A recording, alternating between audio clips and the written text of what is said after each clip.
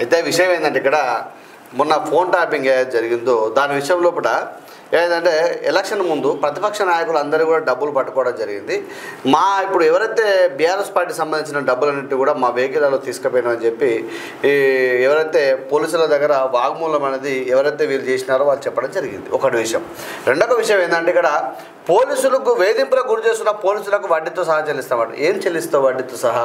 మళ్ళీ మీద అధికారంలోకి రావడం అనేది కల్లా ఒకవేళ వచ్చారు గొప్ప విషయం. కేసీఆర్ గారు చూసి మళ్ళీ ఓటేసి గెలిపిస్తారు అనుకుందాం.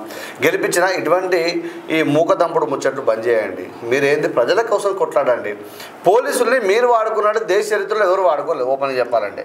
వాస్తవానికి స్ట్రిక్ట్గా పోలీసు అంటే నిజం కూడా చంద్రబాబు నాయుడు గారి హయాం తర్వాత, రాజశేఖర రెడ్డి గారి హయాం తర్వాత, కాంగ్రెస్ పార్టీ హయాం తర్వాత కేసీఆర్ గారు వాడినట్టుగా పోలీసుల్ని ఎవరు కూడా వాడలేదు.